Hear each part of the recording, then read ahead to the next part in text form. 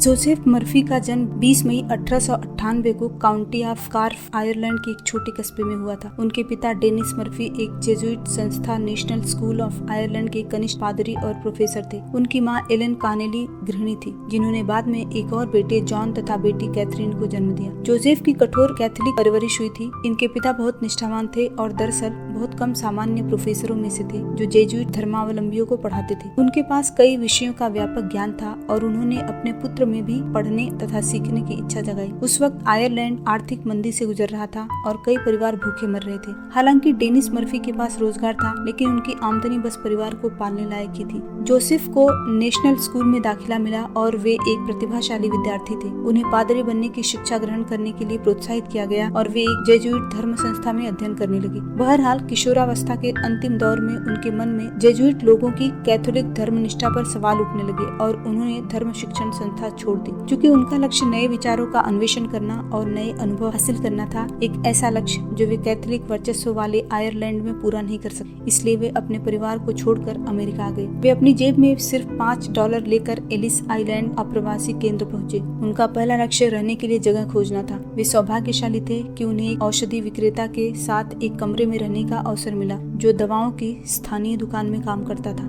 Joseph को अंग्रेजी बहुत कम आती थी, क्योंकि उनके घर और स्कूल दोनों जगह गैलिक भाषा ही बोली जाती थी। ज्यादातर आयरिश अप्रवासियों की तरह ही जोसेफ भी दैनिक मजदूरी के काम करते थे और इतना भर कमा पाते थे ताकि अपना पेट भर सकें और मकान का किराया दे सकें। वह और उनके रूममेट अच्छे मित्र बन गए। जब दवा की दुकान पर एक नौकरी निकली जहां उनका मित्र काम करता था, तो जोसेफ को औषधि विक्रेता के सहयोगी के रूप में रख लिया गया। उन्होंने फार्मेसी का अध्ययन करने के लिए तुरंत एक स्कूल में नाम लिखा लिया। उनके तीक्ष्ण मस्तिष्क और सीखने की इच्छा की वजह से इसमें ज्यादा समय नहीं लगा। जब जोसेफ ने पात्रता परीक्षा उत्तीर्ण कर ली और पूरे औषधि विक्रेता बन गए, अब वे इतना पैसा कमाने लगे कि अपना अलग अपार्टमेंट किराए पर ले सकें। कुछ साल बाद उन्होंने दवा की दुकान खरीद ली और अगले कुछ वर्षों तक सफल कारोबार चलाया। जब अमेरिका द्वितीय विश्व युद्ध में दाखिल हुआ तो जोसेफ सेना में भर्ती हो गए और उन्हें 88वें डिवीजन के मेडिकल यूनिट में फार्मासिस्ट के रूप में काम दिया गया। उस वक्त उन्होंने धर्म में अपनी दिलचस्पी को दोबारा जागृत किया और विभिन्न धर्मों का व्यापक अध्ययन शुरू कर दिया। सेना से मुक्त होने के बाद उन्होंने फार्मेसी के अपने करियर को छोड़ने का निर्णय लिया। उन्होंने बृहद यात्राएं की और अमेरिका तथा विदेशों के कई विश्वविद्यालयों में कोर्स किए। जोसेफ विभिन्न एशियाई धर्मों पर मुग्ध हो गए और उनके बारे में गहराई से सीखने के लिए भारत आए। उन्होंने सारे प्रमुख धर्मों का शुरुआत से अध्ययन किया। इसके साथ ही उन्होंने प्राचीन समय में वर्तमान युग तक के महान दार्शनिकों का अध्ययन भी किया। हालांकि उन्होंने कुछ बहुत बुद्धिमान और दूरदर्शी प्रोफेसरों के साथ भी अध्ययन किया, लेकिन जिस एक व्यक्ति ने जोसेफ को सबसे ज्यादा प्रभावित किया वे थे डॉक्टर थॉमस ट्रावर्ड, जो न्यायाधीश के अलावा दार्शनिक, डॉक्टर और प्रोफेसर भी थे। डॉक्टर ट्रावर्ड जोसेफ के मार्गदर्शक बन गए। उन्होंने जोसेफ से न सिर्फ दर्शन, धर्मशास्त्र और विधि का ज्ञान हासिल किया, बल्कि रहस्यवाद भी सीखा, खास तौर पर मौसनिक ऑर्डर। वे इस ऑर्डर के सक्रिय सदस्य बन गए और आगे के बरसों में मौसनिक पंथ में स्कॉटिश राइट की 32वीं डिग्री तक पहुंच गए। अमेरिका लौटने पर जोसेफ ने एक पादरी बनने और अपने व्यापक ज्ञान को जनता तक पहुंचाने का निर्णय लिया। चूँकि ईसाइयत की उनकी अवधारणा पारंपरिक नहीं थी और दरअसल अधिकतर ईसाई संप्रदायों के विपरीत थी, इसलिए उन्होंने लॉस एंजलिस में अपना खुद का चर्च स्थापित किया।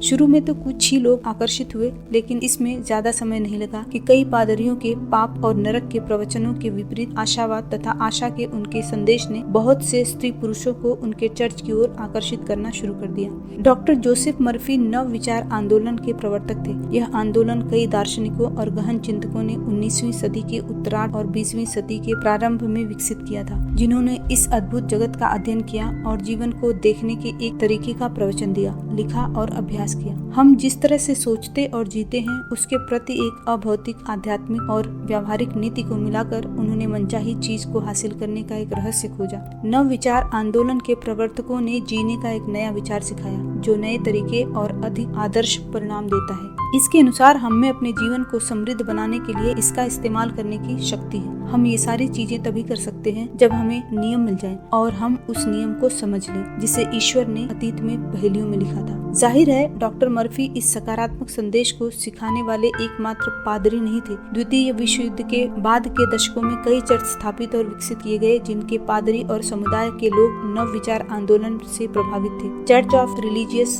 साइंस, द यूनिटी चर्च और ऐसे ही आराधना स्थल इससे मिलते जुलते दर्शन सिखाते थे। डॉक्टर मर्फी ने अपने संगठन का नाम the church of divine science रखा। वे अक्सर अपने जैसी सोच वाले सहकर्मियों के साथ मंच पर जाते थे और संयुक्त कार्यक्रम करते थे तथा दूसरे स्त्री पुरुषों को अपने चर्च में आने के लिए प्रशिक्षित करते थे। बाद के कई वर्षों में कई चर्च के संस्थापकों ने उनके साथ मिलकर the federation of divine science नामक संगठन बना लिया, जो सभी डिवाइन साइंस चर्चों के लिए छत्र के रूप में काम करता है। हर डिवाइन साइंस चर्च के लीडर अधिक शिक्षा पर जोर देते थे। Doctor Murphy Saint Louis Missouri में डिवाइन साइंस स्कूल की स्थापना का समर्थन करने वाले अगुआ थे, जो पादरियों और धर्म समुदाय दोनों को शिक्षा प्रदान करता है। वह नए पादरियों को प्रशिक्षित करता है। डिवाइन साइंस पादरियों की वार्षिक बैठक में सम्मिलित होना अनिवार्य था और डॉक्टर मर्फी उसमें प्रमुख वक्ता रहते थे। वे प्रतिभागियों को अध्ययन करने और सीखते रहने के लिए प्रोत्साहित करते थे, खास तौर पर अवचेतन मन के महत्व के बारे में भी। अगले कुछ वर्षों में मर्फी के स्थानीय चर्च ऑफ डिवाइन साइंस के सदस्यों की संख्या इतनी बढ़ गई कि इमारत छोटी पड़ने लगी। उन्होंने एक पूर्व movie theatre the Wilshire Ebell theatre को किराए पर लिया। उनके प्रवचन सुनने के लिए इतने ज्यादा लोग आते थे कि यहाँ भी वे सारे लोग हमेशा नहीं समा पाते थे जो सुनना चाहते थे। डॉक्टर मर्फी और उनके स्टाफ द्वारा आयोजित कक्षाएं उनकी रविवारीय पूजा के अतिरिक्त थीं,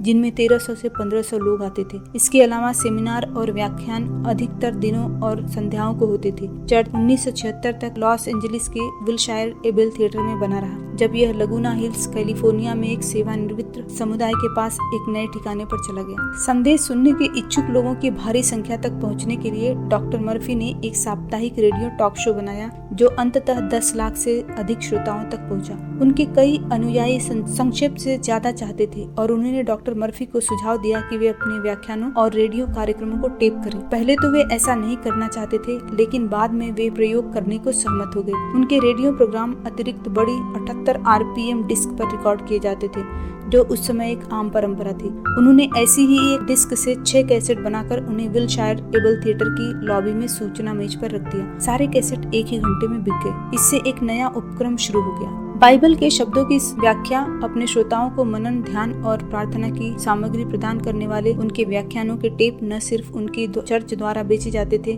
बल्कि दूसरे चर्चों, बुक स्टोर व डाक द्वारा भी उपलब्ध थे। चर्च का विस्तार होने पर डॉक्टर मर्फी ने पेशेवर और प्रकाशकीय कर्मचारियों का स्टाफ रखा, ताकि कई योजनाओं में उनकी मदद ले सकें और अपनी शुरुआती पुस्तकों पर शोध करके उन्हें तैयार कर सकें। उनके स्टाफ की एक बहुत ही प्रभावी सदस्य उनकी प्रकाशकीय सहयोगी डॉक्टर जीन राइट थी। यह कामकाजी संबंध जल्द ही रोमांस में बदल गया और उनका विवाह हो गया, एक आजीवन साझेदारी जिसने उन दोनों के जीवन को समृद्ध किया। उस वक्त 1950 के दशक में आध्यात्मिक प्रेरणा वाली सामग्री के बड़े प्रकाशक बहुत कम थे। मर्फी ने लॉस एंजलिस इलाके के कुछ छोटे प्रकाशकों को खोजा और उनके साथ छोटी पुस्तकों की एक श्रृंखला निकाली, अक्सर 30 से 50 पेज की, जिन्हें पैम्फलेट के रूप में छापा गया था, जो अधिकतर चर्चों में $1.5 से $3 में बिकती थी। जब इन पुस्तकों की मांग इस सीमा तक बढ़ गई कि दूसरे और तीसरे रीप्रिंट की नौबत आई, तो महत्वपूर्ण प्रकाशक समझ गए कि ऐसी पुस्तकों का बाजार है और उन्होंने इन्हें अपने फैटलॉन्ग में शामिल कर लिया। डॉक्टर मर्फी अपनी पुस्तकों, टेपों और रेडियो प्रसारणों की बदौलत लॉस एंजलिस के बाहर भी मशहूर हो गए तथा उनके पास देश भर से व्याख्यान के आमंत्रण आने लगे। उन्होंने अपने व्याख्यान सिर्फ धार्मिक मसलों तक ही सीमित नहीं रखे, बल्कि जीवन के ऐतिहासिक मूल्यों, स्वस्थ जीवन की कला और महान दार्शनिकों की शिक्षाओं पर भी संदेश दिया, पाश्चात्य और पूर्वी संस्कृतियों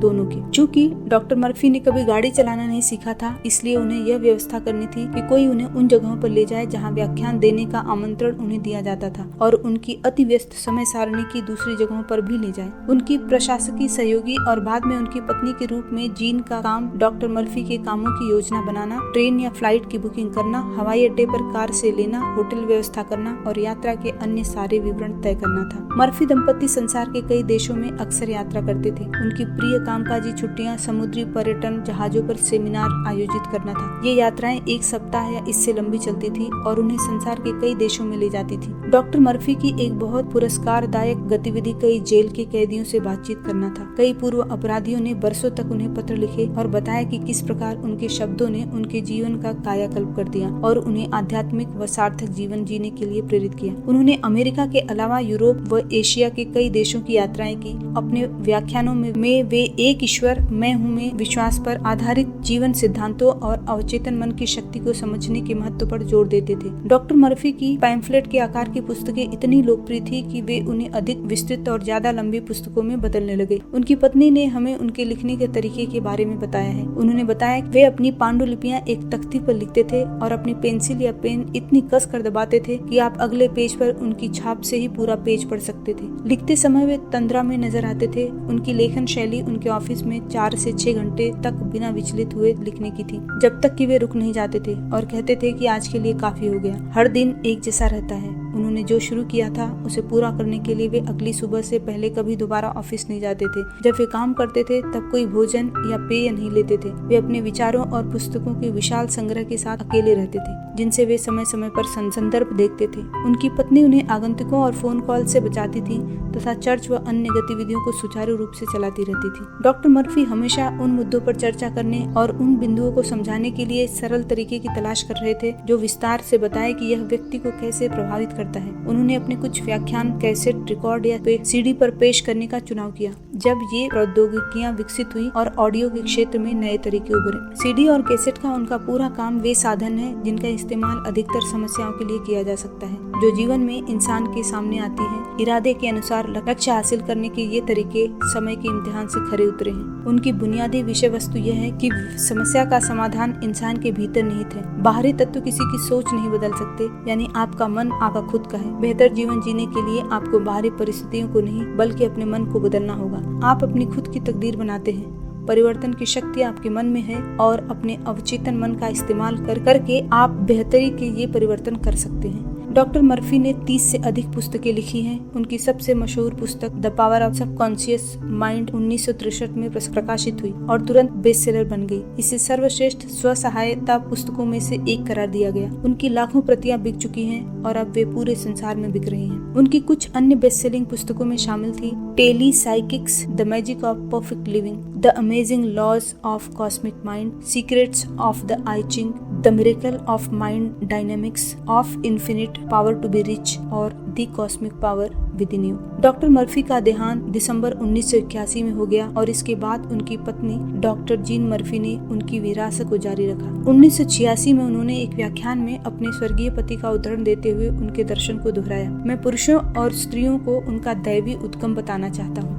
और उनके भीतर मौजूद शक्तियों के बारे में भी। मैं यह जानकारी देना चाहता हूँ कि यह शक्ति उनके भीतर है और वे खुद के सहायक हैं और अपनी मुक्ति हासिल करने में खुद सक्षम हैं। यही बाइबल का संदेश है और आज हमारी 90% दुविधा इस कारण है क्योंकि हमने बाइबल के जीवन बदलने वाले सत्यों की गलत शाब्दिक व्याख्या कर ली है। मैं बहुसंख्यक लोगों, सड़क के आदमी को, उस औरत को जो कर्तव्य के बोझ से दबी जा रही है और अपने गुणों तथा योग्यताओं को दमित कर रही है तक पहुँचना चाहता हूँ। मैं हर अवस्था या चेतना के स्तर पर मौजूद दूसरे लोगों की मदद करना चाहता हूँ ताकि वे मन के चमत्कार सीख सकें। उन्होंने अपने पति के बारे में कहा, वे व्यावहारिक सन्यासी थे, उनमें विद्वान की बौद्धिकता थी, सफल प्रबंधक का दिमाग था, कवि का हृदय था। उनका संदेश सार रूप में यह था, आप सम्राट हैं, अपने संसार के शासक हैं क्योंकि आप ईश्वर के साथ एक हैं।